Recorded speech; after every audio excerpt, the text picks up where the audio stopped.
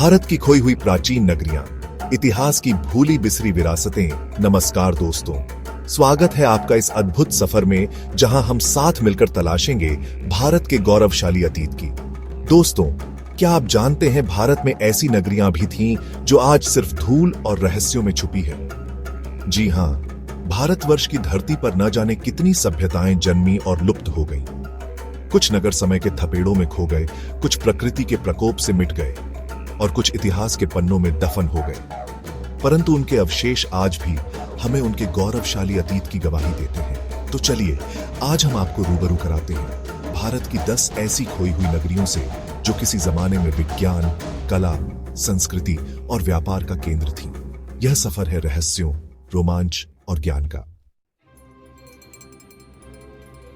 सबसे पहले हम पहुंचते हैं द्वारका, जहां भगवान श्री कृष्ण का शासन था।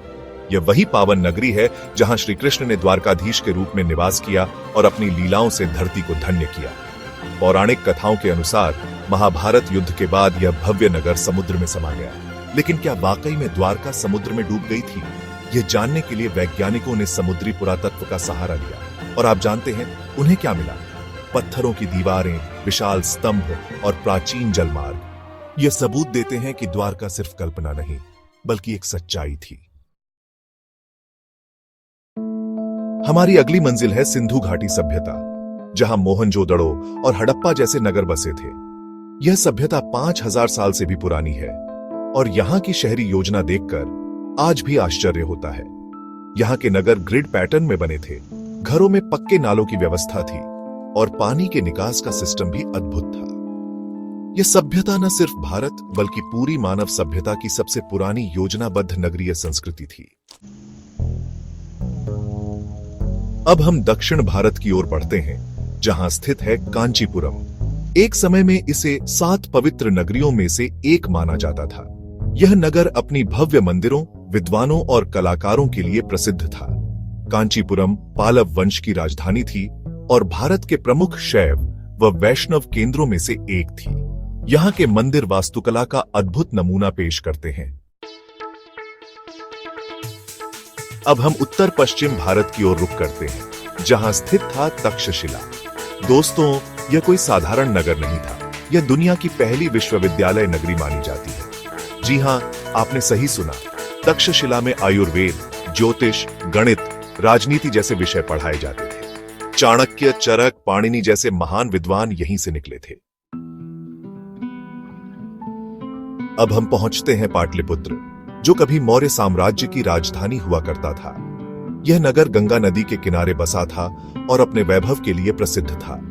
यहां तक कि महान यूनानी यात्री मेगास्थनीज ने भी इस नगर की तुलना मिस्र और बेबीलोन से की थी।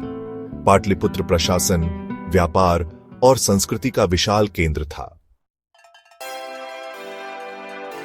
अब हम महाराष्ट्र के एलोरा ले चलते हैं, जहां स्थित है कैलाश मंदिर। यह मंदिर अपने आप में एक अजूबा है। आप जानते हैं क्यों? क्योंकि यह एक ही पत्थर को काटकर बनाया गया है।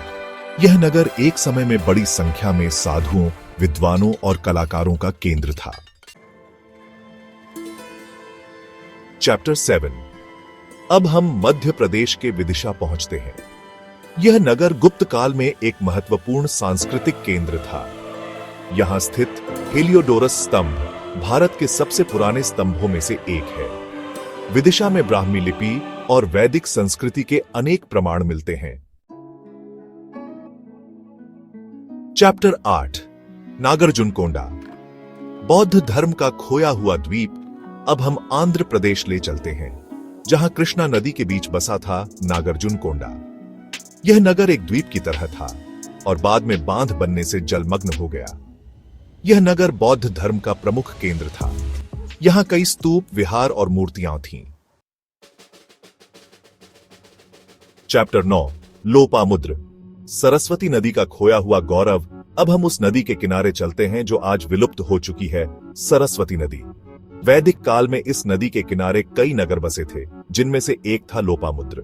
यह नगर सरस्वती सिंधु संस्कृति का एक महत्वपूर्ण हिस्सा था।